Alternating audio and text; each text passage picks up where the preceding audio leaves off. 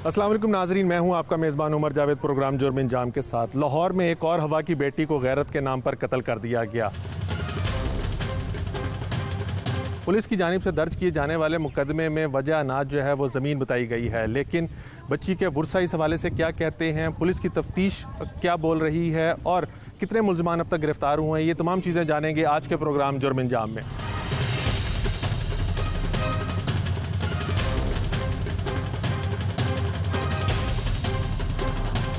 लाहौर एक metropolitan city है और यहाँ पर अरबों रुपए के वसाइल जो हैं वो मुहैया किए जाते हैं ताकि लोगों को एजुकेट किया जा सके, पुलिस का कल्चर बेहतर बनाया जा सके। लेकिन अक्सर नहीं बल्कि अब तो बहुत ज़्यादा ऐसे केसेस सुनने में आ रहे हैं जहाँ पर ख़वातीन को गैरत के नाम पे कत्ल कर दिया जाता है।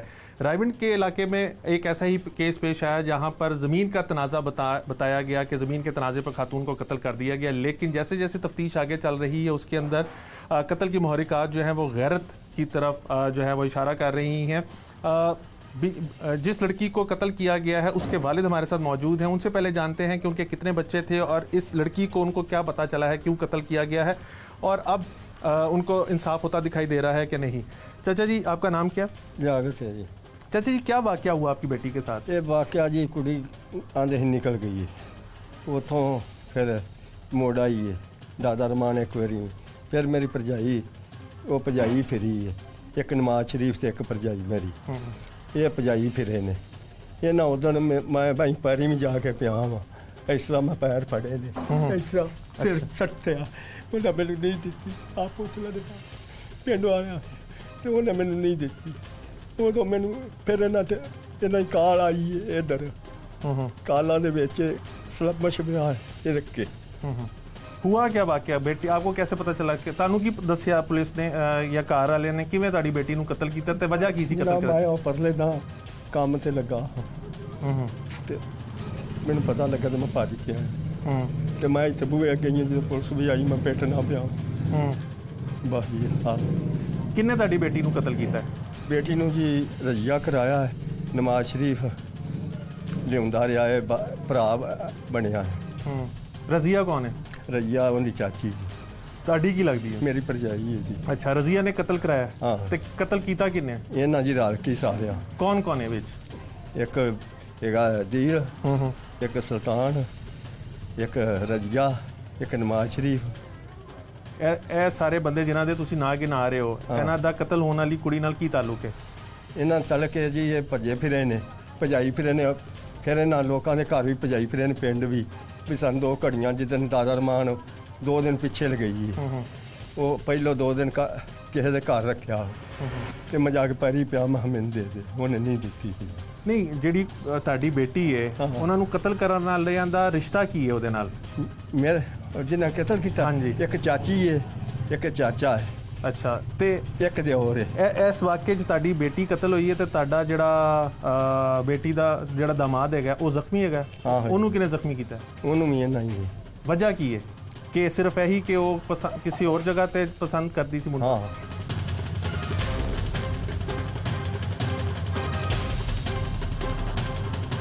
ਤੇ ਪਹਿਲੇ ਤੇ ਜਦੋਂ ਪੁਲਿਸ ਹੈਗੀ ਹੈ ਜਿਹੜਾ ਮੁਕੱਦਮਾ ਦਰਜ ਹੋਇਆ ਉਹਦੇ ਤੇ ਚਾਚੀ ਦਾ ਇਰਾਦਾ ਸੀ ਮੈਂ ਪੈਲੀ ਲਾ ਲਾ। ਪਹਿਲੀ? ਪਹਿਲੀ ਜਿਹੜੀ ਮੈਂ ਨਾਂ ਲਾਈ। ਤੁਸੀਂ ਦਿੱਤੀ ਆਪਣੀ ਬੇਟੀ ਨੂੰ? ਮੈਂ ਦਿੱਤੀ। ਕਿੰਨੀ ਜ਼ਮੀਨ ਹੈ ਜਨਾਬ? ਉਹ ਪੈਲੀ ਹੈਗੀ ਹੈ 2.5 ਕਿੱਲੇ। ਕਿੰਨੀ ਮਾਲੀਅਤ ਹੈਗੀ ਉਹਦੀ? ਹਾਂ, ਕਿੰਨੀ ਮਾਲੀਅਤ, ਕਿੰਨੇ ਪੈਸਿਆਂ ਦੀ ਬਣਦੀ ਉਹ ਉੱਥੇ ਜੀ 25-30 ਲੱਖ ਨੂੰ ਕਿੱਲਾ। ਕਦੀ ਤੁਹਾਡੀ ਬੇਟੀ ਨੇ ਤੁਹਾਨੂੰ ਦੱਸਿਆ ਸੀ ਕਿ ਉਹਨੂੰ ਇਹਨਾਂ ਕੋਲੋਂ ਖਤਰਾ ਹੈਗਾ, ਕਤਲ ਕਰ ਦੇਣਗੇ? ਮੇਰੇ ਮੱਥੇ ਹੀ ਨਹੀਂ ਲੱਗਣ ਦਿੱਤੀ ਉਹਨਾਂ 4 ਮਹੀਨੇ। ਤੇ ਕਿੰਨੀ ਉਮਰ ਸੀ ਤੁਹਾਡੀ ਬੇਟੀ ਦੀ? ਬੇਟੀ ਦੀ ਜੀ ਉਮਰ ਮੈਨੂੰ ਯਾਦ ਨਹੀਂ ਆਵੇ, ਮੈਂ ਝੂਠ ਮਾਰੀ ਜਾ। ਹੋਰ ਭਰਾ ਭੈਣ ਭਰਾ ਵੀ ਨੇ ਉਹਦੇ? ਤੁਹਾਡੇ ਕੋਈ ਹੋਰ ਬੱਚੇ ਵੀ ਨੇ? ਨਹੀਂ, ਕੋਈ ਇੱਕੋ ਹੀ ਬੇਟੀ ਸੀ? ਇੱਕੋ ਹੀ। ਹੋਰ ਮੇਰੇ ਕੋਲ ਸਾਲ ਸ਼ਾਇਦ ਕੋਈ। ਕੀ ਤੁਸੀਂ ਹੁਣ ਇਨਸਾਫ ਮੰਗਦੇ ਹੋ ਪੁਲਿਸ ਕੋਲੋਂ, ਹਕੂਮਤ ਕੋਲੋਂ? ਕੀ ਚਾਹੁੰਦੇ ਹੋ? ਮੈਂ ਸਰ ਜੀ ਇਨਸਾਫ ਹੀ ਮੰਗਣਾ, ਹੋਰ ਮੈਂ ਕੀ ਮੰਗਣਾ। ਤੁਹਾਡੀ ਬੇਟੀ ਦੇ ਬੱਚੇ ਵੀ ਨੇ? ਆਹੋ ਜੀ, 2 ਮੁੰਡੇ ਨੇ, ਇੱਕ ਕਾਕੀ ਹੈ। ਕਿੰਨੀਆਂ ਉਮਰਾਂ ਨੇ? ਇੱਕ ਦੀ ਜੀ 7 ਸਾਲ ਹੋਣੀ, 5 ਸਾਲ, ਇੱਕ ਦੀ ਸਾਲ ਹੈ। ਅੱਛਾ, ਛੋਟੇ ਛੋਟੇ ਬੱਚੇ ਨੇ? ਇੱਕ ਦੀ 2 ਸਾਲ ਹੈ। ਉਹ ਬੱਚੇ ਕਿਹਦੇ ਕੋਲ ਨੇ ਹੁਣ? ਬੱਚੇ ਜੀ ਮੈਨੂੰ ਨਹੀਂ ਪਤਾ ਇਹ ਕਿੰਦੇ ਕੋਲ ਨੇ ਕਿੰਦੇ ਕੋਲ ਨਹੀਂ। ਹੁਣ ਤੁਸੀਂ ਹਕੂਮਤ ਕੋਲੋਂ ਕੀ ਅਪੀਲ ਕਰੋਗੇ ਕਿ ਤੁਹਾਡੀ ਇਕਲੌਤੀ ਬੇਟੀ ਸੀ, ਨਾ ਕੋਈ ਤੁਹਾਡਾ ਹੋਰ ਬੱਚਾ, ਤੇ ਉਹਨੂੰ ਵੀ ਮੁਲਜ਼ਮਾਂ ਨੇ ਮਾਰਤਾ? ਜੀ ਮੈਂ ਤਾਂ ਇਨਸਾਫ ਹੀ ਮੰਗਣਾ। ਗੈਰਤ ਦੇ ਨਾਂ ਤੇ ਮਾਰਿਆ ਤੁਸੀਂ? ਆਹੋ, ਉਹ ਗੈਰਤ ਤੇ ਉਹਨਾਂ ਮਾਰੀ। ਤੇ ਪੈਲੀ ਤੇ ਇਹ ਨਾ ਰਾਦਾ ਪੈਲੀ ਲਾ ਲਈਏ ਵੇਚ ਲਈਏ अच्छा ਇਹ ਨਵਾਜ਼ ਸ਼ਰੀਫ ਦਾ ਤੇ ਭਰਜਾਈ ਮੇਰੀ ਦਾ नवाज शरीफ कौन है ਉਹ ਜੀ ਰਾਈ ਹੈ ਤੇ ਉਹ ਤੁਹਾਡੀ ਬੱਚੀ ਦਾ ਕੀ ਲੱਗਦਾ ਹੈ ਕੁਛ ਵੀ ਨਹੀਂ ਜੀ ਉਹ ਸਿਰਫ ਭਰਜਾਈ ਮੇਰੀ ਜਿਹੜੀ ਹੈ, ਸਿਰਫ ਜੀ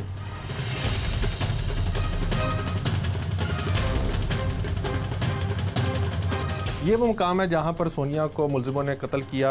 यहाँ पर सोनिया की लाश पड़ी हुई थी जबकि उसके शौहर को जख्मी करके यहाँ पर फेंक दिया गया हुआ था। ये एक कमरे का मकान है जहाँ पर सोनिया अपने ससुर वगैरह के साथ रहती थी और जो सोनिया के वालिद बता रहे हैं सोनिया के ससुर ने, सोनिया के देवर ने, सोनिया की चची ने और एक और शख्स जिसका नाम नवाज शरीफ बताया जाता है, इन चारों ने मिलकर इनकी बेटी को और दामाद को कत्ल करने की कोशिश की है।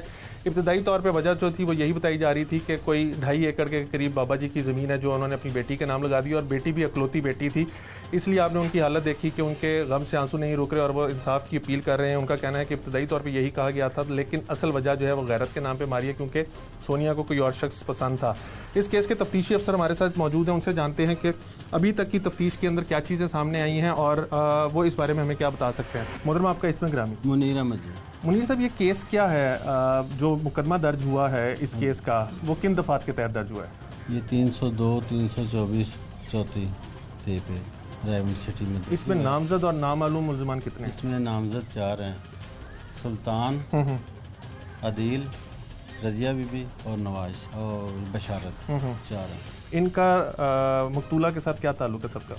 ये एक तो मकतूला का ससुर है, एक देवर है, अदील है, सुल्तान ससुर है, रजिया बीबी चाची है और जो नवाज शरीफ है वो रजिया बीबी का हमसाया है, उनके पास करीब रहता है। और अभी इस पुलिस की जब ये तफ्तीश शुरू हुई है तो उसके अंदर इब्तदाई तौर पे क्या चीज़ सामने आई है? कत्ल का सिर्फ कत्ल है, जायदाद है, गैरत है या इसके अलावा कोई और फैक्टर है?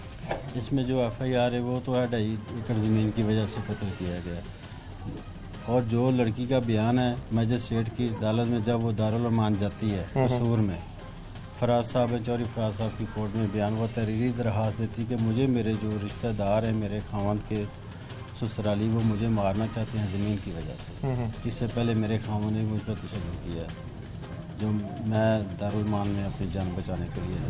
अगर मुनीर साहब उसका शौहर उसको कत्ल करना चाहता था तो इस वाक़े के अंदर तो उसका शौहर भी शदीद ज़ख्मी है और जब इधर आए थे ना यहाँ से जो बात सामने आई वो आपस लड़ाई झगड़ा हो गया था। उसने कहा मेरे बच्चे हैं छोटे, इसको ना मारो, उन्होंने उससे भी साथ मारने की कोशिश। तो आपकी जो इब्तदाई तफ्तीश है उसके अंदर ये चीज़ सामने आ रही है कि ये ज़मीन नहीं बल्कि गैरत की वजह से उन्होंने मारा। बहुत शुक्रिया। आपने मुनीर साहब की गुफ्तगू सुनी। ये तफ्तीशी अफसर है, इनका कहना है कि इब्तदाई तौर पर मुकदमा जो था दर्ज इसी बात का कराया गया था कि ये ज़मीन का तनाज़ा है, लेकिन जैसे जैसे तफ्तीश आगे बढ़ रही है, मुल्जिमान गिरफ्तार हो रहे हैं, तो ये केस जो है ये ज़मीन की बजाय गैरत की तरफ जा रहा है और ख़ातून को गैरत के नाम पे मारा गया। और ख़ातून जैसे इन्होंने अभी बताया कि वो बयान भी दे चुकी है कि अदालत में, कसूर अदालत में, कि उसको जान का ख़तरा है, उसके ससुराली और उसका शौहर जो उसको कत्ल कर सकते हैं। थाने चलते हैं, थाना रायवन सिटी चलते हैं, वहाँ पे चल के देखते हैं कि पुलिस ने अब तक जो मुल्जिमान गिरफ्तार किए हैं वो अपनी सफाई में क्या कहते हैं, उन्होंने औरत को क्यों कत्ल किया है और तफ्तीश का जो दायरा कार है वो किस हद तक वसी है। जो फरार मुल्जिमान हैं उनको गिरफ्तार करने के लिए क्या कोशिशें की जा रही हैं।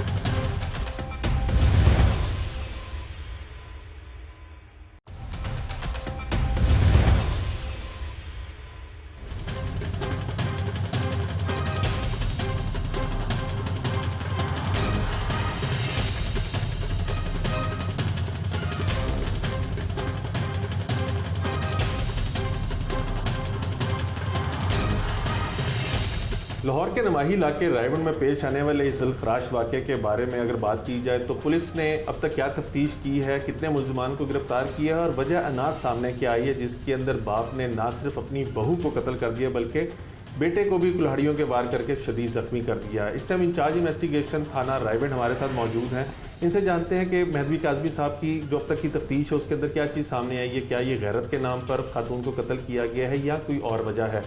मेहदी साहब, एक तो वक्त के लिए बहुत शुक्रिया। ये इंतहाई दिल खराश वाक़या इस रायगढ़ में पेश आया, जिसके अंदर इब्तदाई तौर पे ये कहा गया कि मियाँ बीवी को कत्ल कर दिया गया है। बाद में पता चला कि बीवी जो है वो तो मौके पर ही दम तोड़ गई थी, लेकिन जो दूसरा मजरूब था यानी उसका जो शौहर था वो ज़ख्मी हालत में अस्पताल मुंतकिल हुआ था। इसकी बुनियादी वजह इस सारे मामले में क्या सामने आई है? अब तक तफ्तीश में क्या चीज़ सामने आई? इसमें जो मेन मोटिव है ना इसमें, वो तो ज़मीन का नज़र आ रहा है। चूँकि जो मुद्दई मुकदमा है, इसके पास जो ज़मीन थी ना, ये इसकी इकलौती बेटी है, बीवी भी इसकी फौत हो चुकी है, तो इसने ये ज़मीन अपनी बेटी के नाम कर दी थी। बेटी के आगे मरासम किसी मोहल्लेदार के साथ शुरू हो गए। 3 बच्चे थे उसके, वो उसके साथ भाग के चली गई। उसका कोर्ट राधा कृष्ण थाना में मुकदमा दर्ज हो गया। जब ये बच्ची ने उसके हक़ में बयान दे दिया, मुलज़म वहाँ से छोड़ गया, बच्ची दारुल मान चली गई। सोनिया उसका नाम था। सोनिया ने को पहले तो उसका शोहर लेने गया नदीम, तो उसने उसके साथ आने से इनकार कर दिया। उसने मजिस्ट्रेट से कहा कि मुझे अपनी जान का ख़तरा है, इसलिए मैं इसके साथ नहीं जाऊंगी। फिर उसने किसी और के साथ कोशिश की। फिर उसने इसकी जो सास थी, उसने उसको बचपन से पाला हुआ था, वो गई है, उसने गारंटी दी है कि बेटी मैं आपकी ज़िम्मेदार हूँ, आप मेरे साथ चलो, आपको कोई कत्ल नहीं करेगा या कोई आपसे पूछगिछ नहीं करेगा। खातून को पहले इसका मतलब खदशा था, खदशा था, वापस आएगी तो खदशा कत्ल था, कर। बिल्कुल उसको खदशा था। और कत्ल होने का जो खदशा था वो दुरुस्त साबित हुआ। भागने की वजह से ही था। दो वजूहत थी। भागने की वजह अगर होती तो फिर, चूँकि पहले ये मामला चल रहा था, पहले ही हो जाता। एक्चुअल वजह जो अभी तक ज़्यादा उसमें जान है, जो इस मोटो में वजह नाद में, वो ज़मीन है। क्योंकि इनको खदशा था कि ये ज़मीन बेच देगी और किसी और के साथ अगर चली गई तो ज़मीन इनके हाथ से निकल जाएगी। तो उन्होंने फिर इसकी वालदा जो सास भी है, उसने वालदा बन के इसको पाला भी है, उसको दारुल मान भेजा, वहाँ से वो उसको वादा वईद करके लाई। फिर उधर मोहल्ले में पंचायत हुई, इन्होंने कुरान मान उठाया आपस में कि इसको कुछ नहीं कहा जाएगा, बच्ची को कि बच्ची को कुछ नहीं कहा जाएगा तो इसको इसके घर में भेज देंगे। उसके बाद इन्होंने उसको घर में सब में मिल के कुल्हाड़ियों और टोके के वार करके जब इसको मार दिया लड़की को, तो उसका खामन जो है वो उसको छुड़ाने के लिए आगे आया। तो उसके भी जो वाइटल पार्ट्स है, गर्दन के इर्द गिर्द बड़े मेन जगह है, उस पर सही उसने उसके भाई ने वार किए हैं। वो भी बड़ी मुश्किल से उसको बर वक्त हॉस्पिटल पहुँचाया ना, तो इस वजह से बच गया। अदरवाइज़ कॉल यही चली थी कि दोनों मर्डर हो गए। मजीद साहब, ये वकूआ पेश कब आया और अब तक पुलिस ने इसमें कितने मुल्ज़िमान को गिरफ्तार किया, और वो मुल्ज़िमान जो गिरफ्तार हुए हैं उनका इस खातून के साथ क्या ताल्लुक है? ये वकूआ 20/6/2020 को पेश आया। ये को रात 5 बजे के करीब का वकूआ है जब ये वाक़या हुआ है। तो 2 मेन मुल्ज़िमान जिन्होंने मेजर अटैम्प्ट्स जिन पे है, वो हमने गिरफ़्तार कर लिए। एक खातून और उसका बेटा जो है अबूरी ज़मानत पे है। और जो कत्ल होने वाली खातून है उससे इन दोनों का क्या ताल्लुक है? जो कत्ल होने वाली खातून है, ये उसके भाई खामन के भाई हैं। अगर जैसे आपने बताया शुरू में कि खातून जो थी वो पहले एक दफ़ा किसी बंदे के साथ, अल्लाह रखी नामी बंदे के साथ चली गई, बंदे के साथ घर छोड़ के चली गई थी और उसके बाद इनको सुलह के लिए बुलाया गया। तो अगर उसको गैरत के नाम पे कत्ल किया है, तब भी जायदाद तो ससुर के और देवर या जेठ के नाम नहीं आनी थी। जायदाद तो अगर लड़की को सिर्फ ज़मीन के लिए कत्ल किया गया है तो वो तो उसके जो सगे रिश्तेदार हैं, उसके बच्चे या शौहर, उनको मुंतकिल होनी थी। नहीं, ये दोनों आंसर शामिल हैं इसमें। लेकिन जो सबसे ज़्यादा इनको मतलब ज़्यादा प्रॉब्लम थी वो ज़मीन की वजह से थी। ये इशू तो था ही, तो काफ़ी अरसे से ये इशू चल रहा था। जो इसका शौहर इस वाक़े में ज़ख्मी हुआ, उसने क्या बयान दिया है? उसको ज़ख्मी करने या कत्ल की अटेम्प्ट करने की कोशिश? उसमें उसका बाप और भाई शामिल है। तो उसने बताया क्या ज़ख्मी ने कि उसके बाप ने उसको कत्ल करने की या ज़ख्मी करने की क्यों कोशिश की? उसने कहा कि चूँकि ये किसी के साथ चली गई थी इसलिए हमने इसको मारा है। ये छुड़वाने के लिए आगे आया तो उसने इसको भी मारा कि ये उसको छुड़वाने की, बचाने की कोशिश कर रहा है। दूसरा, ये जो ज़मीन जिसके बारे में आप बात कर रहे हैं, लाहौर का नवाही इलाका है, यहाँ पे ज़मीन की कितनी वैल्यू होगी? जिस ज़मीन की आप बात कर रहे हैं वो कितनी ज़मीन है और कितनी उसकी वैल्यू थी? इधर ज़मीनें कीमती हैं। जिस माहौल से या जिस स्टेटस से इनका तल्लक है, उसमें ये काफ़ी बड़ी अमाउंट बन जाती है इनके लिए। अच्छा काजी साहब, ये बताइएगा कि इसके अंदर 2 मुलजमान को तो आपने गिरफ्तार कर लिया, वो तो गैरत के नाम पे कहते हैं, लेकिन वो औरत जो इसकी सास भी थी और जिसने वालदा बन के इसको पाला था और जो गारंटियर भी थी कि तुम वापस आ जाओ, तुम्हें कत्ल नहीं किया जाएगा, उसका बयान सामने आ सका कि वो क्या कहती है कि उसके शौहर ने और उसके बेटे ने क्यों बहू को और बेटे को कत्ल करने की कोशिश की? वो आवदार कार जब सामने तफ्तीश हुई है ना, उसने कहा था कि मेरी जो स्टेटमेंट है वो मेरा लायर देगा आपके, लेकिन वो ये बयान कर रही है कि चूंकि ये चली जा रही थी बार बार, हमें शर्म आ रही थी, हमने गैरत की वजह से इसको मारा और उसने अपने बच्चों को मोटिवेट किया इस बात पे कि इसका कोई इलाज करो। तो इसका मतलब है वो 109 में भी होगी फिर? वो है जी, शामिल है, वो शामिल है, मुलज़िम है, उसने इंटरम बेल करवाई हुई है। ठीक हो गया। आपने इंचार्ज इन्वेस्टिगेशन मेहदी काज़मी साहब की गुफ्तगू सुनी कि इब्तदाई तौर पे ये 302 का मुकदमा था जिसके अंदर खातून को और उसके शौहर को कत्ल करने की कोशिश की। खातून जो थी वो जांबार ना हो सकी, जबकि शौहर जो है वो ज़ख्मी हालत में अभी भी जिन अस्पताल में ज़ेर इलाज है। इंचार्ज इन्वेस्टिगेशन का कहना है कि इब्तदाई तौर पर यही लग रहा था कि ये सिर्फ ज़मीन का मामला है, लेकिन जैसे जैसे इन्वेस्टिगेशन हो रही है जो शरीक मुलजमान हैं उनकी तरफ से जो बात सामने आ रही है उसमें ये है कि ऐन मुमकिन है कि ये गैरत भी इसमें शामिल हो। इन्होंने 2 मुलजमान को भी गिरफ्तार किया है जो मरकज़ी मुलजिम है, जिन्होंने कुल्हाड़ों के बार से खातून को कत्ल किया और अपने बेटे को ज़ख्मी किया। मुलजमान से जानते हैं कि क्या ये सिर्फ गैरत के नाम पे कत्ल किया गया है? लाहौर जैसे शहर में हवा की बेटी को बार बार गैरत के नाम पे कत्ल करने का सिलसिला काफ़ी अरसे से जारी है। क्या ये भी सिर्फ गैरत के नाम पे, जायदाद की वजह से कत्ल किया गया या गैरत के नाम पे? ये मुलजमान से जानते हैं।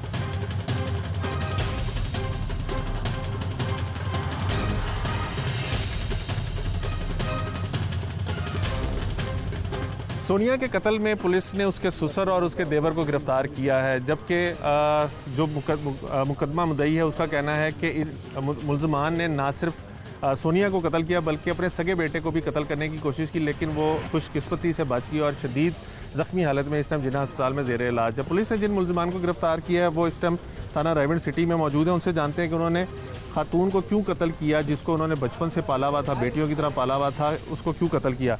बाबा जी ਤੁਹਾਡਾ ਨਾਂ ਕੀ ਹੈ? मेरा नाम सुल्तान अहमद, किन्नी उम्र है? 70 साल, किन्ने बच्चे ने? 3 ਸਾਰੇ ਸ਼ਾਦੀशुदा ਨੇ? सारी शादीशुदा ने।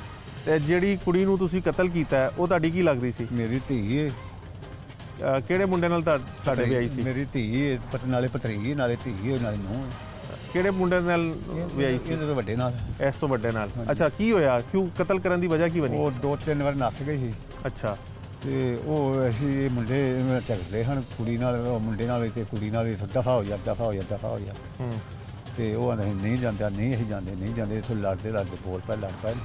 ਠੀਕ ਹੈ। ਤੇ ਕਿਸ ਤਰ੍ਹਾਂ ਕਤਲ ਕੀਤਾ ਉਹਨੂੰ? ਉਹ ਲੱਗ ਪਏ ਲੜਨ ਲੱਗ ਪਏ, ਉਹਨੇ ਇੱਕ ਦੂਜੇ ਮਾਰਨ ਮਰਾਉਣ ਲੱਗ ਪਿਆ, ਮੈਂ ਛਡਾਉਣ ਲੱਗ ਪਿਆ, ਮੇਰੀ ਫਿਰ ਅਗਾਂ ਟੁੱਟੀ ਨਹੀਂ।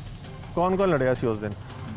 ਇਹ ਅਦੀਲ ਤੇ ਉਹ ਦੂਜਾ ਮੁੰਡਾ ਨਦੀਮ, ਮੇਰਾ ਵੱਡਾ ਮੁੰਡਾ ਇਹਦੇ ਚ।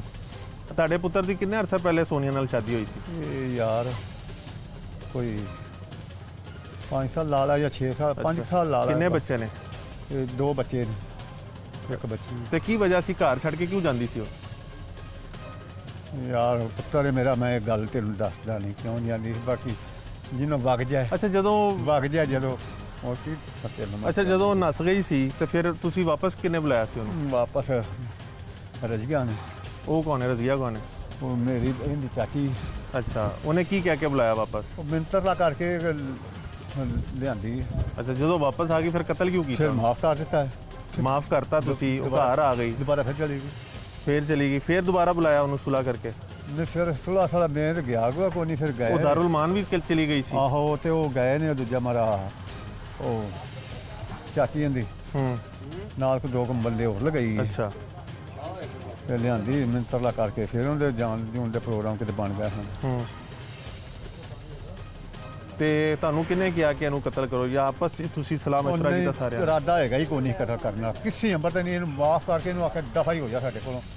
ਸਾਡੇ ਕੋਲ ਉਹਦੀ ਜਾਇਦਾਦ ਵੀ ਤੁਸੀਂ ਲੋਕ ਹਥਿਆਣਾ ਚਾਹੁੰਦੇ? ਜਾਇਦਾਦ ਤੇ ਪੁੱਤਰ ਮੈਂ ਕੀ ਕਰਨੀ, ਮੇਰੀ ਦਿਆਰ ਦੀ ਜਾਇਦਾਦ, ਉਹਨਾਂ ਦੀ ਬੱਚਿਆਂ ਦੀ ਮੈਂ ਕੀ ਕਰ, ਮੈਂ ਅੱਜ ਮਰ ਜਾ, ਮੇਰੇ ਕਬਰ ਤੇ ਰੱਖੀ ਜਾਏਗੀ। ਉਹ ਇਹਨਾਂ ਦੀ ਨਾ, ਮੇਰੀ ਵੀ ਇਹਨਾਂ ਦੀ, ਉਹ ਵੀ ਉਹਨਾਂ ਦੀ, ਸਾਰੀ ਇਹਨਾਂ ਦੀ ਔਲਾਦ ਦੀ, ਸਾਰਾ ਕੁਝ। ਮੈਂ ਬੱਚ ਜਵਾਨ ਹੋ ਕੇ ਬੁੱਢਾ ਹੋ ਗਿਆ ਵਾਂ ਤੇ ਕਿੰਨਾ ਵਾਸਤੇ ਕਰਦਾ ਰਿਹਾ, ਇਹਨਾਂ ਔਲਾਦ ਵਾਸਤੇ। ਤੇ ਮੇਰੀ ਜਾਨ ਵੀ ਔਲਾਦ ਦੀ ਤੇ ਔਲਾਦ ਵੀ ਔਲਾਦ, ਜ਼ਮੀਨ ਵੀ ਔਲਾਦ ਦੀ। ਚਲੋ, ਕੁੜੀ ਨੂੰ ਤੇ ਤੁਸੀਂ ਇਸ ਲਈ ਕਤਲ ਕੀਤਾ ਕਿ ਗੈਰਤ ਦੇ ਨਾਂ ਤੇ ਕਿ ਉਹ ਨਸ ਜਾਂਦੀ ਸੀ, 2 ਵਾਰੀ ਨਸ ਗਈ, ਤੇ ਪੁੱਤਰ ਨੂੰ ਕਿਉਂ ਕਤਲ ਕਰਨ ਦੀ ਕੋਸ਼ਿਸ਼ ਕੀਤੀ? ਪੁੱਤਰ ਲੜ ਪਏ ਹਨ, ਉਧਰ ਝਗੜ ਪਏ ਹਨ ਨਾ, ਝਗੜਿਆਂ ਉਹਨੂੰ ਤੇ ਵੱਜੀਆਂ ਨੇ। ਤੇ ਸਗੇ ਪਿਓ ਹੈਗੇ ਹੋ ਤੁਸੀਂ ਉਹਦੇ ਉਹ ਤੇ ਮੈਂ ਪੁੱਤਰ ਤੁਸੀਂ ਵੀ ਤਾਂ ਕੁਲਾੜੇ ਮਾਰੇ ਨੇ। ਕਿੰਨੇ ਮੈਂ ਹਾਂ, ਪਿਓ ਮੈਂ ਪੁੱਤਰ ਨੂੰ ਮਾਰ ਸਕਣਾ ਤੇ ਐਫ ਆਈ ਆਰ 'ਚ ਤੁਹਾਡਾ ਨਾਂ ਲਿਖਿਆ। ਨਾਂ ਦੇ ਲਿਖਣ ਨੂੰ ਤੂੰ ਵੀ ਇੱਥੇ ਲਿਖ ਦੇ ਮੈਂ ਕਿ ਤੇਰਾ ਕਰ ਸਕਣਾ ਕਿਉਂ ਬਾਈ ਮੈਂ ਮਾਰ ਸਕਣਾ ਪੁੱਤਰ ਨੂੰ ਪੁੱਤਰ ਮੇਰਾ ਚਲੋ ਖੂਨ ਨੇ। ਅਗਰ ਤੁਸੀਂ ਨਹੀਂ ਮਾਰਿਆ ਤੁਸੀਂ ਕਹਿੰਦੇ ਹੋ ਆਹੋ। ਤੇ ਤੁਹਾਡੇ ਪੁੱਤਰਾਂ ਨੇ ਜਦੋਂ ਉਹਦੇ ਤੇ ਕੁਲਾੜੀ ਦੇ ਵਾਰ ਕੀਤੇ ਉਦੋਂ ਕਿਉਂ ਨਹੀਂ ਗਿਆ ਰੋਕਿਆ? ਇੱਕ ਪੁੱਤਰ ਤੇ ਤੁਸੀਂ ਕਿਉਂ ਨਹੀਂ ਰੋਕਿਆ? ਮੈਂ ਰੋਕਦਾ ਰਿਹਾ ਮੇਰੀ ਹੁਣ ਦੱਸ ਤੂੰ ਮੈਨੂੰ ਧੱਕਾ ਨੂੰ ਮਾਰ ਤੇਰਾ ਮੇਰਾ ਜੋੜ ਹੈਗਾ ਕੋ ਹੁਣ ਤੇਰੀ ਤਾਕਤ ਮੇਰੀ ਤਾਕਤ ਇੱਕ ਤੇਰਾ ਕੀ ਨਾਂ ਹੈ? ਅਦੀਬ ਸਾਹਿਬ ਕਿੰਨੀ ਉਮਰ ਹੈ ਤੇਰੀ? 22 ਸਾਲ ਹੈ। ਜਿਹਨੂੰ ਕਤਲ ਕੀਤਾ ਹੈ ਉਹ ਤੇਰੀ ਕੀ ਲੱਗਦੀ ਸੀ? ਤਾਏ ਦੀ ਬੇਟੀ ਸੀ ਤੇ ਨਾਲੇ ਭਾਬੀ ਸੀ। ਕਿਉਂ ਕਤਲ ਕੀਤਾ ਤੂੰ? ਇੱਥੋਂ ਹੀ ਸਰ ਜੀ ਕਤਲ ਤੇ ਝਗੜਾ ਹੋ ਗਿਆ ਸੀ। ਝਗੜੇ ਦੇ ਵਿੱਚ ਝਗੜਾ ਕਿੱਦਾਂ ਹੋਇਆ ਸੀ? ਨਦੀਮ ਦਾ ਤੇ ਮੈਂ ਤੇ ਬਿਸ਼ਾਰਤ ਤੇ ਨਦੀਮ ਸੀ ਤਿੰਨੇ ਇਹ ਬੇਟੇ। ਨਦੀਮ ਨਾਲ ਕਿਉਂ ਲੜਿਆ ਤੂੰ?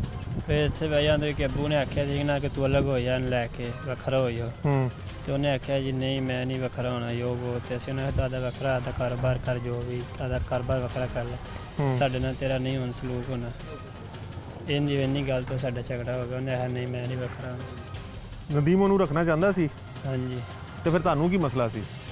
ਇਹੋ ਹੀ ਅਸੀਂ ਆਖਿਆ ਸੀ ਕਿ ਅਲੱਗ ਹੋ ਜਾ ਆਦਾ ਕਾਰੋਬਾਰ ਅਲੱਗ ਕਰ ਲੈ ਸਾਡੇ ਨਾਲੋਂ ਅਸੀਂ ਆਦਾ ਕਾਰੋਬਾਰ ਨਹੀਂ, ਕਰ ਜਿਹਦੀ ਲੈਂਦੇ। ਬੁੱਢੀ ਸੀ ਅਗਰ ਉਹਨੂੰ ਵੀ ਮਸਲਾ ਨਹੀਂ ਸੀ ਤੇ ਤੁਸੀਂ ਗੈਰਾਂ ਦੇ ਨਾਂ ਤੇ ਕਤਲ ਕਰਨ ਵਾਲੇ ਕੌਣ ਸੋ? ਬਸ ਅਸੀਂ ਇੱਥੇ ਕਿ ਅਲੱਗ ਹੋਏ ਉਹ ਨਹੀਂ ਅਲੱਗ ਹੋਏ ਉਹ ਅਚਾਨਕ ਸਾਡੀ ਲੜਾਈ ਹੋ ਗਈ ਇਹਦੀ ਵਜ੍ਹਾ ਤੋਂ ਕਤਲ ਹੋ ਗਈ। ਨਹੀਂ, ਅਗਰ ਲੜਾਈ ਤੇਰੀ ਆਪਣੇ ਭਰਾ ਨਾਲ ਹੋਈ, ਨਦੀਮ ਤੇਰਾ ਸਗਾ ਭਰਾ ਹੈ ਨਾ, ਹਾਂਜੀ ਸਕਾ ਲੜਾਈ ਤੇਰੀ ਨਦੀਮ ਨਾਲ ਹੋਈ ਤੇ ਕਤਲ ਤੁਸੀਂ ਸੋਨੀਆ ਨੂੰ ਕਰਤਾ, ਭਰਾ ਤੇ ਤੇਰਾ ਫਿਰ ਬਚ ਗਿਆ। ਸੋਨੀਆ ਵੀ ਵਿੱਚ ਹੀ ਹੈਗੀ ਸੀ ਉਹਨੂੰ ਵੀ ਉਹ ਫਿਰ ਉਹ ਵੀ ਵਿੱਚ ਨਾਲ ਹੈ। ਕਿਵੇਂ ਕਤਲ ਕੀਤਾ ਸੋਨੀਆ ਨੂੰ? ਸਰ ਜੀ ਲੜਾਈ ਹੋ ਗਈ ਨਾ ਲੜਾਈ ਦੀ ਵਜ੍ਹਾ ਤੋਂ ਲੜ ਗਾਲਾਂ ਗੋਲੀਆਂ ਮਾਰੀਆਂ? ਨਹੀਂ ਸਰ ਜੀ ਕੁਹਾੜਾ ਹੀ ਹੈਗੀ ਸੀ ਟੋਕਾ ਸੀ ਉਹਦੇ ਨਾਲ ਲੜੀ। ਕਿੰਨੇ ਬੰਦੇ ਸਨ ਤੇਰੇ ਨਾਲ ਕਤਲ ਕਰਨ 'ਚ? ਬਿਸ਼ਾਰਤ ਸੀ ਤੇ ਮੈਂ ਸ ਦੋਨੋਂ ਹੀ ਸੀ। ਕਿੰਨੇ ਫੜੇ ਗਏ ਹੋ? ਮੈਂ ਫੜੀਚਾਂ ਦੇ ਅੱਬੂ ਭੜੀਚਾ ਭਰਾ ਨੇ ਮੁਲਜ਼ਮ? ਬਿਸ਼ਾਰਤ ਤੇ ਬਿਸ਼ਾਰਤ ਦੀ ਅੰਮੀ ਦੇ ਨਾਲ ਪਰਚਾ ਉਹਨਾਂ ਬੋਰੀਆਂ ਜ਼ਮਾਨਤਾਂ ਕਰਾਈਆਂ। ਤੂੰ ਸ਼ਾਦੀशुदा ਹੈ? ਹਾਂਜੀ ਕਿੰਨੇ ਬੱਚੇ ਨੇ ਤੇਰੇ? ਬੱਚਿਆਂ ਨੂੰ ਤੇ ਹੁਣ ਕਿਸੇ ਦੀ ਲੜਾਈ 'ਚ ਤੂੰ ਵਿੱਚ ਪੈ ਗਿਆ, ਬੁੱਢੀ ਕਿਸੇ ਦੀ ਨੱਸੀ ਸੀ, ਤੂੰ ਵਿੱਚ ਪੈ ਕੇ ਬੁੱਢੀ ਉਹਦੀ ਕਤਲ ਕਰਤੀ, ਮੁੰਡੇ ਨੂੰ ਵੀ ਤੁਸੀਂ ਕਤਲ ਕਰਨ ਦੀ ਕੋਸ਼ਿਸ਼ ਕੀਤੀ, ਹੁਣ ਕੀ ਸਜ਼ਾ ਬਣਦੀ? ਜੋ ਸਗਾ ਤੇਰਾ ਭਰਾ ਸੀ, ਤੈਨੂੰ ਕੋਈ ਕੋਈ ਅਹਿਸਾਸ ਨਹੀਂ ਹੋਇਆ ਕਿ ਤੂੰ ਉਹਨੂੰ ਵੀ ਕਤਲ ਕਰਨ ਦੀ ਕੋਸ਼ਿਸ਼ ਕਰ ਰਿਹਾ, ਉਹਦੀ ਬੀਵੀ ਨੂੰ ਵੀ ਕਤਲ ਕਰ ਰਿਹਾ? ਛੋਟੇ ਛੋਟੇ ਉਹਨਾਂ ਦੇ ਬੱਚੇ ਸਨ। ਆਦੀ ਜਾਨ ਬਚਾਉਣ ਵਾਸਤੇ ਹੁਣ ਉਹ ਮੈਨੂੰ ਵੀ ਮਾਰਦਾ ਸੀ ਤੇ ਬਸ ਆਦੀ ਜਾਨ ਬਚਾਉਣ ਤੂੰ ਵਾਸਤੇ। ਕਿਤੇ ਜ਼ਖਮੀ ਹੋਇਆ? ਨਹੀਂ ਸਰ ਜੀ ਔਜ਼ਾਰ ਇੱਕ ਹੀ ਹੈਗਾ ਸੀ ਉਹ ਮੇਰੇ ਹੱਥ 'ਚ ਸੀ, ਮੇਰੇ ਨਾਲ ਬਿਸ਼ਾਰਤ ਵੀ ਹੈਗਾ ਸੀ, ਅਸੀਂ ਦੋ ਜਣੇ ਸਾਂ ਤੇ ਉਹ ਕੱਲਾ ਸੀ ਨਦੀਮ ਤੇ ਸੋਨੀਆ ਸੀ। ਤੇ ਹੁਣ ਤੇ ਭਰਾ ਬਚ ਗਿਆ? ਹਾਂਜੀ ਉਹ ਠੀਕ ਹੀ ਹੈ। ਕਿੱਥੇ ਹੈਗਾ ਹੁਣ? ਇਹ ਹਸਪਤਾਲ ਜਨਾਹ 'ਚ। ਤੇ ਡਾਕਟਰ ਕੀ ਕਹਿੰਦੇ ਨੇ, ਬਚ ਜਾਏਗਾ? ਡਾਕਟਰ ਤੇ ਕਹਿ ਰਹੇ ਨੇ ਬਚ ਜਾਏਗਾ ਹੁਣ ਦੇਖੋ ਹੋਰ ਬਾਜੀ। ਕੋਈ ਜਾਇਦਾਦ ਦੀ ਲਾਲਚ ਵੀ ਸੀ ਜਾਂ ਸਾਰੇ ਵਾਕਈ? ਨਹੀਂ ਸਰ ਜੀ ਕੋਈ ਜਾਇਦਾਦ ਦੀ ਲਾਲਚ ਨਹੀਂ ਸੀ ਹੈਗੀ। ਜਾਇਦਾਦ ਤੇ ਅਸੀਂ ਉਹਨੇ ਖੁਦ ਮੈਂ ਤਾਇਆ ਦਿਨ ਸਾਡਾ ਤਾਇਆ ਨੇ ਅਸੀਂ ਇਕੱਠੇ ਹੀ ਸਨ ਤੇ ਤਾਇਆ ਨੂੰ ਖੁਦ ਕਿਹਾ ਸੀ ਕਿ ਤਾਇਆ ਤੂੰ ਆਦੀ ਧੀ ਦੇ ਨਾਲ ਆ ਦੇ, ਤੇਰਾ ਕੀ ਪਤਾ ਵਡੇਰਾ ਬੰਦਾ ਅੱਜ ਵੀ ਮਰ ਜਾਏ ਕੱਲ ਵੀ ਮਰ ਜਾਏ।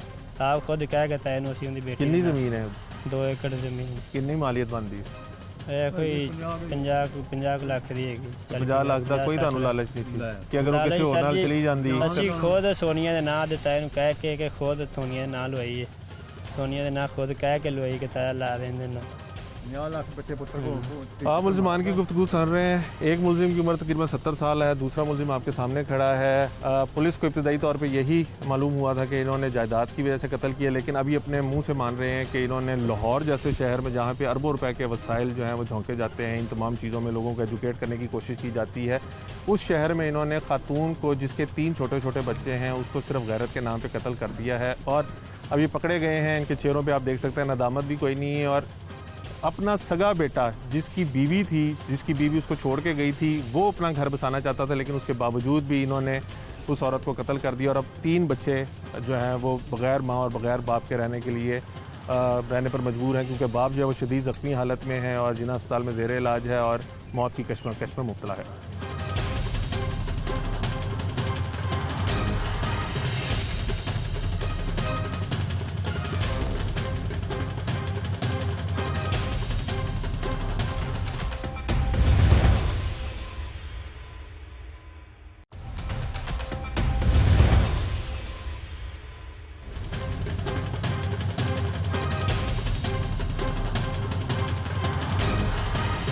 बदकिस्मती से हमारे माशरे में औरत को गैरत का नाम देखकर कोई भी कहीं भी कत्ल कर देता है।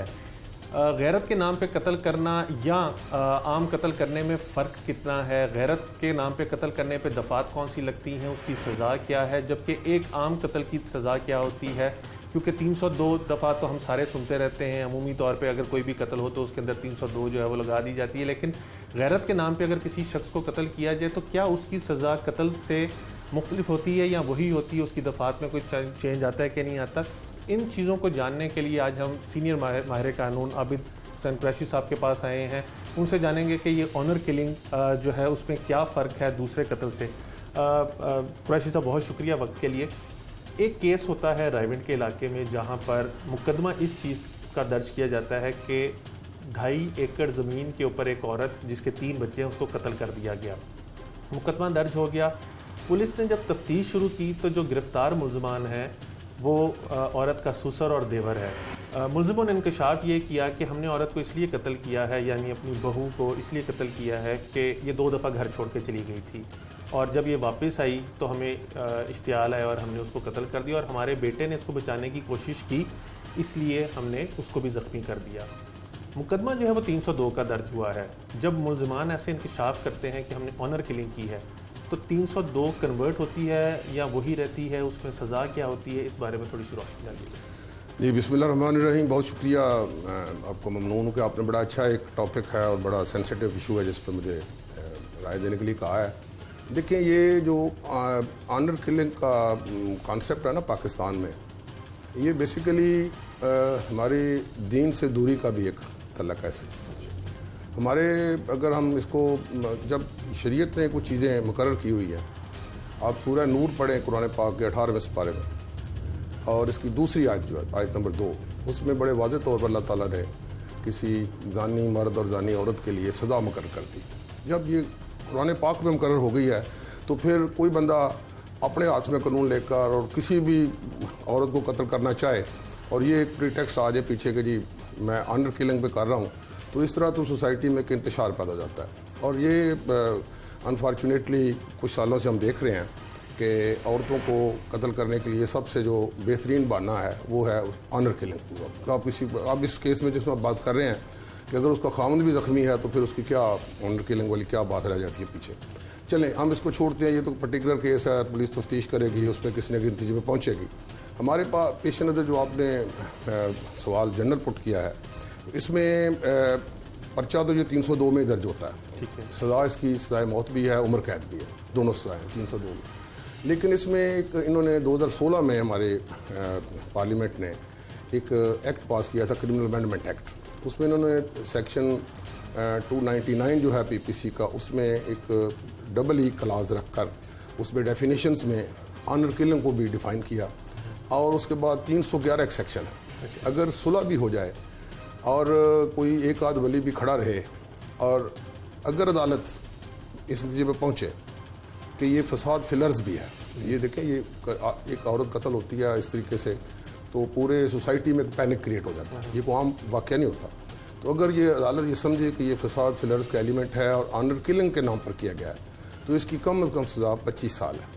यानी इसमें अब उन्होंने शेल की प्रोविजन रख दी है कि इससे कम सज़ा हो नहीं सकती। यानी अगर बाकी सारी बातें गवाह भी बैठ जाएं, सारा कुछ ही हो जाए, लेकिन अदालत इस पर पहुँचे कि इसमें ऐसा एलिमेंट है कि इससे एक तो फसाद फिलर्स का तस्वर उभरता है और दूसरा यह है कि ये जिसको कत्ल किया गया है इसको ऑनर किलिंग के नाम पे किया गया है। तो लिहाजा पार्लियामेंट ने एक बड़ी अच्छी तरमीम की है और इस वक्त ये मौजूद है। तो कम से कम सज़ा 25 साल, यानी कम अगर 302 में जाएगा, अगर तो वहाँ साबित हो गया सारा तो वो तो 302 वाली सज़ा मिलेगी जिसमें डेथ भी है और उम्र कैद भी है।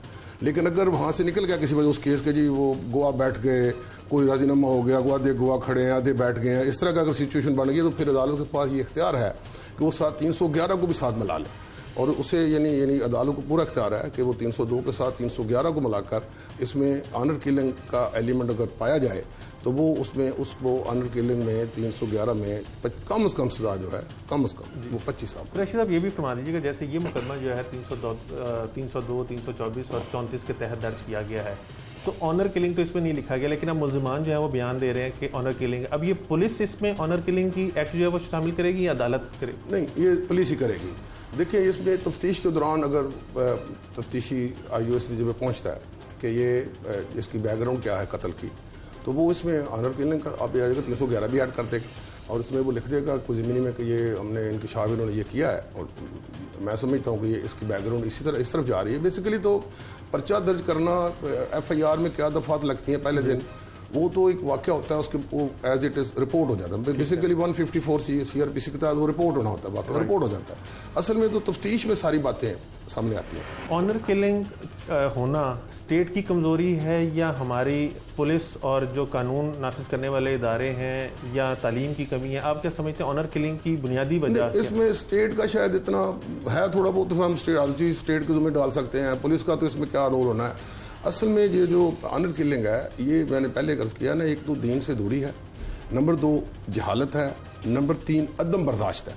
हम में बर्दाश्त नहीं है। वही बात लड़का अगर करे तो काबिल कबूल है, वही बात अगर लड़की का मैसेज पढ़ ले तो कहते हैं इसको पहले कत्ल करना फिर थोड़ा अगर रुक जाएं। मुमकिन है बात कुछ और तरह हो। अब वो सोसाइटी नहीं रही, बच्चियां पढ़ रही हैं कॉलेजों में, यूनिवर्सिटियों में, बाहर निकलती हैं, उनका इंटरेक्शन मर्दों से होता है, दफातर में काम करती हैं, वहाँ मर्द भी हैं, को एजुकेशन है, सिस्टम कुछ चेंज हो गया। आपने ज़िंदगी का एक बहुत बड़ा हिस्सा वकालत को दिया है। आप जब सेशन जज लाहौर थे या सिविल जज थे, आपकी कोई मुशाहिदे में ऐसा केस है जिसके अंदर मर्द को ऑनर किलिंग पे कत्ल किया हो? नहीं। कितना अर्सा आपने मैंने तो 37 प्लस सर्विस की है, बहुत लंबी सर्विस। 37 साल में आपने कोई मर्द को? नहीं, मर्द को कभी नहीं किया, कत्ल किया जाता, इसमें औरत ही कत्ल होती है। मैंने बहुत सारे मर्डर केसेस फैसला किए जिसमें खाविंद ने बीवी को कत्ल किया था और वो मिस्टीरियसली कत्ल हुआ, यानी उसका असल मोटिव की समझ नहीं आ रही थी कि मोटिव बात दबा दिया जाता है, असल बात तो बताई नहीं जाती ना कि ऑल ऑफ अ सडन रात को खाविंद बीवी एक कमरे में बंद है और सोए हुए और अचानक सुबह बीवी की लाश मिलती है, तो ज़ाहिर है ये मिस्टीरियस कत्ल है। तो किया तो खाविंद नहीं होगा जो रात उसके साथ था, वो एक ही कमरे में, तो बाहर से तो बंदा नहीं आया, तो फिर उसको बचाने के लिए सारे अरब इख्तियार किए जाते हैं, शहादत गढ़ी जाती है, झूठी शहादत दी जाती है, बहुत कुछ होता है। लेकिन इसमें आपने ठीक सवाल है, मर्द को नहीं कत्ल किया जाता यहाँ ये मैं तो पहले अर्ज़ किया कि यहाँ तो सारा जो जुल्म है वो वीकर जो फ्रेजाइल और वीकर सेगमेंट ऑफ सोसाइटी है उस पर किया जाता है। वो चूँकि औरत है तो ज़्यादा औरत आसान शिकार। Last and very precisely judiciary ने एक फैसला किया जिसके अंदर ज़ैनब का जो कातिल था कसूर वाला, उसको फांसी दे दी गई। ठीक। उसके बाद कसूर में किसी हद तक इस तरह के केसेस में कमी देखने में आई। ऑनर किलिंग भी पाकिस्तान के अंदर अगर आप पिछले एक दहाई का डाटा लें तो ऑनर किलिंग के वाक़यात जो हैं वो पिछली दहाई से ज़्यादा हुए हैं, और अगर इस साल की बात की जाए तो पिछले साल से ज़्यादा वाक़यात हो रहे हैं ऑनर किलिंग के। इनको रोकने के लिए बतौर माहिर कानून आप क्या समझते हैं कि कानून भी मौजूद है, सज़ाएं भी मौजूद हैं, सारा कुछ है, उसके बावजूद ये हो रहे हैं, तो किस तरह इनकी रोकथाम की जा सकती है? देखिए इसमें तो बहुत ये जो सवाल आपका ये बड़ा अहम है, ये सारी सोसाइटी को टच करेगा, हमारे मॉरल फैब्रिक को टच करेगा ये सवाल। और इसमें सोसाइटी को एक करवट लेनी पड़ेगी, सोसाइटी में एजुकेशन हो, अवेयरनेस हो, लोगों को पता हो, शऊर हो कि ये जो काम हो रहा है ये गलत हो रहा है, लोग आगे आए, शहादत देने के लिए आए। अब होता क्या है, एक ये मर्डर हो जाता है ना, उसमें आपने देखा बाद में बंदा बरी हो जाता है, वो कहते हैं बरी कैसे हो गया, अदालतें बरी नहीं करती, तो वो गवाह बैठ जाते हैं, गवाह सपोर्ट नहीं करते। तो ये बड़ा रेयर होता है कि ये ऑनर किलिंग में एक ऐसी प्रोविजन डाल दी गई है कि इसमें अगर सारा ही कुछ ही बैठ जाए तो फिर भी अदालत अगर समझे कि ये फसाद फिलर्स का एलिमेंट है और इसमें साथ ऑनर किलिंग भी है तो सजा दे सकती है। ये मैं समझता हूँ लेजिस्लेशन ने एक अच्छा काम किया है। तो इसमें अगर सोसाइटी सारी मुतहरक हो, सोसाइटी में अवेयरनेस हो, और गवाह ज़रूरी नहीं है कि जो रिश्तेदारी गवाह बने, जिसने वो वाक़या देखा है वो मल्लेदार भी गवाह बन जाए जिन्होंने देखा है। लेकिन चूंकि यहाँ लोग शहादत देने से कतराते हैं अनफॉर्चुनेटली, इसमें कोई प्रोसीजर ऐसा है, गवाह को तहफ़्फ़ुज़ नहीं है, ये बेशुमार चीज़ें, प्रोटेक्शन जो है वो नहीं है बिल्कुल। हमारी सोसाइटी इस तरह की है कि गवाह को फिर अपना वक़्त ज़ाया करके क्यों जाए, अदालतों के बाहर खड़ा रहे, पता नहीं कितने साल में फैसला होना है, ये बहुत सारी बातें हैं इसमें कम। लेकिन बुनियादी तौर पर ये रोल स्टेट का भी है, स्टेट प्रोवाइड करे, तहफ़्फ़ुज़ प्रोवाइड करे, पुलिस एक्टिवली ऐसे केसों को परसू करे, गवाहों को तहफ़्फ़ुज़ दिया जाए, गवाह खड़े रहें, अदालत तक लेकर जाएं, उनको एक सिक्योरिटी का कवर दें, उसमें उनके बयानत कराएं और फिर अदालत के छोड़ें। फिर अदालत क्या करती है, मैंने नहीं देखा कभी अदालत इस तरह बंदे बरी कर देती हैं, नेवर। ये गलतुलाम है सारा बाहर। फैसलों में ताखीर कितना, ताखीर जो है, यस, ये देखिए एक सिस्टम है। अब देखिए 6 महीने से अदालतें बंद हैं, कोरोना आ गया, अब इसमें सारे लोग मेरे पास हो गए। अब जो केस फैसला आज होना चाहिए था मुमकिन 2 साल बाद हो, इसमें सब लोग हेल्पलेस हैं। स्ट्राइक आ जाती है, वकला की मौजूदगी, दस्तयाबी, जज साहब का आना, छुट्टी पे होना, स्ट्राइक हो गई, गर्मी आ गई, बिजली चली गई, गवाह नहीं आया, गवाह आ गया, माल मुकदमा नहीं आया, माल मुकदमा आया, वो तफ्तीशी इसमें इतने ज़्यादा फैक्टर्स हैं कि एक में किस में अगर आप कहेंगे जी एक पे उंगली उठाओ, नहीं है। वो लोग समझते हैं शायद अदालतें है ज़िम्मेदार या वकील ज़िम्मेदार हैं, नहीं, हम भी ज़िम्मेदार हैं, अदालतें भी ज़िम्मेदार हैं। इसमें हम जिम्मेदारी से नहीं भाग रहा मैं, ये जिम्मेदार यकीनन ज़्यादा जिम्मेदारी अदालतों की है, वकला की भी है, पुलिस की भी है, स्टेट की भी है, लेकिन सोसाइटी भी तो जिम्मेदार है। सोसाइटी को भी तो इसमें अपना हिस्सा डालना है ना सारे इस मामले में, कि जो हो रहा है एनवायरनमेंट आप सोसाइटी से हटकर तो नहीं इंसाफ कर सकते। बहुत शुक्रिया जी, बहुत शुक्रिया, थैंक यू वेरी मच। आपने सीनियर कानूनदान आबिद हुसैन कुरैशी साहब की गुफ्तगू सुनी। उनका कहना है कि उन्होंने 37 साल से जायद वकालत की और उसके दौरान उन्होंने एक दफ़ा भी सर्विस के अंदर नहीं देखा कि किसी मर्द को ऑनर किलिंग के नाम पर कत्ल किया होगा। उनका कहना है कि अगर एजुकेशन जो है लोगों को दी जाए, लोगों को शऊर दिया जाए, तो ऑनर किलिंग जैसे वाक़यात जो है वो कम हो सकते हैं। साथ ही साथ उनका कहना है कि मुआशरा कलीदी किरदार अदा करता है इस तरह के वाक़यात की रोकथाम के लिए, लिहाजा मुआशरे को अपना किरदार अदा करने की ज़रूरत है। अगर खुदा ना खास्ता किसी जगह पे ये वाक़या पेश आ जाता है तो गवाहान जो हैं उनको आके शहादतें देनी चाहिए, ताकि ऐसे मुलजिम जो गैरत के नाम पर अपनी बीवी, बहन, बेटी को कत्ल कर रहे हैं उनको इबरतनाक सज़ा दी जा सके और ऐसे एलिमेंट्स को मुआशरे से ख़त्म किया जा सके। टीम जुर्म इंजाम और अपने मेज़बान उमर जावेद को इजाज़त दीजिए। अल्लाह निगहबान।